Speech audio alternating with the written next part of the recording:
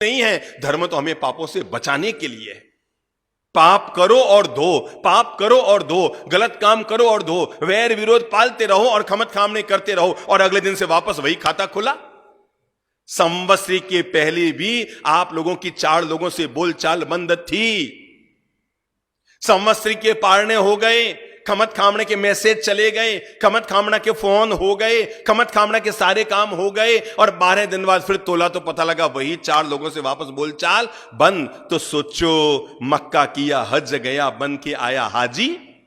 मक्का किया, हज किया और बन के आया हाजी, और आजमगढ़ में जब से लौटा फिर पाजी का पाजी। कितने ही पर्यूषण आए और चले गए, पर अगर मन के विकार, मन की गांठें, वैर विरोध न खोल पाए तो आदमी चिंतन करे।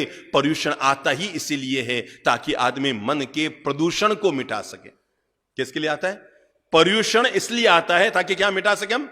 मन के, बोलो जोर से बोलो, मन के प्रदूषण को, मन के दोषों को, मन के विकारों को, राग द्वेष जनित जो हमारे विचार हैं उन विचारों से हम बाहर निकल सकें। कल भी हमारी बोलचाल बंद, आज भी हमारी बोलचाल बंद। कल भी हम गुस्सा करते थे, आज भी हम गुस्सा करते हैं। कल भी हमने बहू की गलती को माफ नहीं किया, आज भी हम माफ नहीं करते हैं। दुनिया भर से खमत खामना करने वाला व्यक्ति अगर अपने सगे भाई से भी खमत खामना न कर पाया, 84 लाख जीव योनि, क्या कहते हैं, मैं 84 लाख जीव योनि से कमाता हूं। अरे मेरे भाई 84 लाख छोड़ो, 84,000 छोड़ो, 8400 छोड़ो, 8,400 छोड़ो, 84 छोड़ो, केवल 4 ईन मीन गीन 3 जो घर में 4 लोग रह रहे हैं, अगर आप उनके साथ जीवन जीने की कला सीख लें तो आप धार्मिक हो गए। कितने लोग? कितने लोग? जो घर में 4 लोग रह रहे हैं, ईन मीन गीन 3 गिन गिना के 4-5 लोग घर में हैं, अगर वो भी प्रेम से, शांति से, आनंद से, मिठास से जी लो, अगर परस्पर एक दूसरे के काम आकर जी लो, सौहार्दता के साथ जी लो। दुनिया भर से खमत खामना करके भी अगर सगी जेठानी से बोलचाल बंद है तो सोचो उस खमत खामना का क्या अर्थ है। दुनिया भर से मिच्छाम दुक्कड़म करके भी सगे भाई से बोलचाल बंद है तो सोचो उस मिच्छाम दुक्कड़म का क्या मतलब है। दुनिया भर में जाकर प्रेम का संदेश देकर भी अगर अगर अगर अपनी सगी बहन से आना जाना बंद है तो सोचो उस प्रेम का मतलब क्या है। धर्म की शुरुआत मंदिर से बाद में कीजिए, धर्म की शुरुआत थानक से बाद में कीजिए। अगर आप कर सकते हैं तो धर्म की शुरुआत अपने अपने घर से कीजिए, क्योंकि मंदिर में आदमी आधे घंटा रहता है। कितनी देर? आप लोग नाकोड़ा जी गए हैं ना? कौन कौन गया है? लगभग सुनने वाले सभी लोग गए होंगे नाकोड़ा जी। जरा याद करो, इंदौर से अगर आप नाकोड़ा जी जाएंगे तो कितना घंटा लगेगा जाने में? 12 घंटा, कम से कम 12 घंटा है ना। कार से जाएंगे तो भी कम से कम 12 घंटा, जाने में 12 घंटा, आने में 12 घंटा, 24-25 घंटे आने जाने में लगाए। अब ये याद करो मंदिर में हम कितनी देर ठहरते हैं? वहां कितनी देर? आधा घंटा, वो भी अगर खुद की गाड़ी से गए हों। और अगर कोई संग लेकर गया हो ना, कोई बसें लेकर गया हो तो 2 मिनट में फटाफट मंदिर के, अरे यार नाश्ता फटाफट पहले नाश्ता करते हैं फिर वापस आते हैं मंदिर में। मंदिर में भी नाश्ता चलता रहता है। जाने में 12 घंटा, आने में 12 घंटा, और भगवान के सामने 12 मिनट भी रहना हमें संभव नहीं होता। हम बाहर निकलना चाहते हैं। मेरे भाई, आदमी मंदिर में आधे घंटा रहता है, थानक में 1 घंटा रहता है, 24 घंटा कहां अपने अपने घर में रहता है। इसलिए अपने जीवन के धर्म की शुरुआत केवल मंदिर से मत कीजिए, केवल थानक से मत कीजिए। अगर आप कर सकते हैं अपने जीवन में धर्म की शुरुआत सबसे पहले अपने घर से कीजिए, जहां आप 24 घंटे रहते हैं। मैं जब भी घरों में जाता हूं ना, पहला काम होता है, बाप जी हमारे घर का मंदिर देख लो, ये आड़ा देख लो, ये आड़ा थोड़ा बराबर है ना। इतना छोटा सा तो लोग आड़ा बनाते हैं, खुद का बेडरूम इतना बड़ा, और भगवान का आड़ा वो भी कहीं किचन के अंदर, कहीं किचन के अंदर रूम है, उस रूम में ले जाकर, या कहीं कोई जगह मिल गई वहां लाकर भगवान को फिट कर देते हैं। फिर कहते हैं बाप जी हमारे घर का मंदिर थोड़ा देख लो, सही है ना। मेरे भाई, आज की तारीख में केवल घर में मंदिर बनाने की जरूरत नहीं, घर को मंदिर बनाने की जरूरत है। घर में ऐसे रहो हमारा घर मंदिर बन जाए। हमने जिंदगी में 1000 मंदिर तो नहीं बनाए, पर करोड़ों टूटे हुए परिवारों को जोड़कर घर घर को मंदिर बनाने का पुण्य जरूर किया है। घर में ऐसे रहो कि घर हमारा मंदिर बन जाए। अभी जोधपुर की घटना, गांधी मैदान की प्रवचनमाला चल रही थी। एक महानुभाव ने अपने घर में एक आलीशान मंदिर बनाया था, करीबन 3.5 लाख रुपए खर्च करके। मार्बल का जयपुर किशनगढ़ से मंदिर लेकर आया और पूरा सुंदर मंदिर बनाया। उसकी खास इच्छा थी, बाप जी आप हमारे घर चलें, हमारे घर चलें, एक बार आप मैंने अपने घर में छोटा सा मंदिर बनाया, आप देख बहुत सुंदर बनाया बाप जी, पूरे जोधपुर में किसी के घर में इतना सुंदर मंदिर नहीं मिलेगा।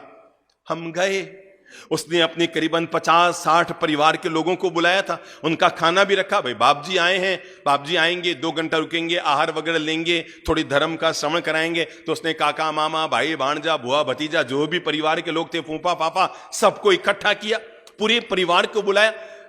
मंदिर बहुत सुंदर था, हमने दर्शन किए, आनंद आ गया। प्रभु के दर्शन करके, मंदिर के दर्शन करके आनंद आ गया। वहीं बैठे और बात ही बात में मैंने पूछा, मैंने कहा और भाई साहब आपका परिवार, ये मेरी बुआ है, ये मेरे फूफा जी हैं, ये साला जी हैं, साली जी हैं, सबका परिचय कराया। मैंने यही पूछा, मैंने कहा आप कितने भाई हैं? तो कहने लगे हम 2 भाई हैं। मैंने कहा मतलब दूसरे भाई दुकान गए होंगे? कहा नहीं बाप जी वो ऊपर रहता है, हमारा आना जाना बंद है। ठीक है, मैंने कहा फिर भी बुला तो लेते ना, हम आए हैं तो। नहीं बाप जी वो हमारे घर नहीं आते, हम उनके घर नहीं जाते हैं, वो ऊपर रहते हैं, हम नीचे रहते हैं, सीढ़ियां बाहर से हैं, वो सीधे उतरते हैं, हम सीधे उतरते हैं। कोई बात नहीं, हमने थोड़ा संदेश दिया, उपदेश दिया, आहार लिया, 2 मिनट मंदिर जी के दर्शन किए। हम रवाना होने लगे तो जैसे ही घर के बाहर के भाग में आए तो वहीं पर वो सीढ़ियां थी ऊपर चढ़ने की, और मैं ऊपर चढ़ गया। कहां पर, किसके घर जा रहा हूं? जो मुझे लेकर गया है, जिससे उसकी बोलचाल बंद है। मैं कई बार ऐसी हिम्मतें करता हूं कि करते समय तो लगता है दूसरों लोगों को शायद गलत कर रहा हूं, पर मुझे पता है उसका परिणाम क्या आएगा। मैंने उस व्यक्ति को, जो उस घर का मालिक था, उसके कंधे पे हाथ रखा हुआ था, हम बाहर निकले, हमने ऊपर की सीढ़ियां चढ़नी शुरू की। वो थोड़ा सा क्या हुआ, वो खिसकने लगा। मैंने कहा चलो चलो ऊपर मंगलिक सुनाते हैं आपके भाई के घर, फिर चलते हैं।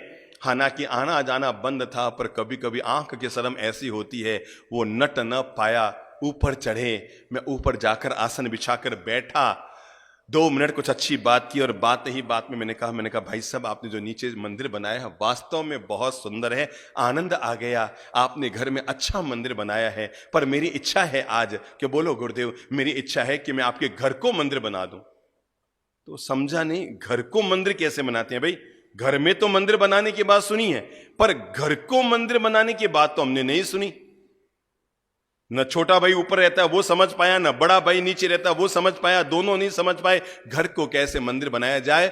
हमने 5 मिनट बैठकर दोनों भाइयों को आपस में प्रेम के संदेश दिए, कुछ पाठ पढ़ाए। हमने कहा भाई देखो, मंदिर बनाना हिंदू और जैनियों का काम है, मस्जिद बनाना मुसलमानों का काम है, गुरुद्वारे बनाना सिखों का काम है, और चर्च बनाना ईसाइयों का काम है। पर भाई होकर भाई के साथ रहना, उसका साथ निभाना, यह तो हर इंसान का काम है, हर इंसान का धर्म है। और हमने जैसे तैसे कुछ पाठ पढ़ाया, दोनों के भीतर प्रेम जगाया। हमने कहा छोड़ो रे, छोटी छोटी कोई बात हो गई होगी, पुरानी बात को कब तक ढोते रहोगे? 5 साल 10 साल पुरानी बात, अरे आप नहीं जानते, आप तो दोनों दुनिया से चले जाएंगे, पर बच्चों में जीवन भर के लिए वैर की गांठ बांधनी है। आज हम आपके घर आए हैं,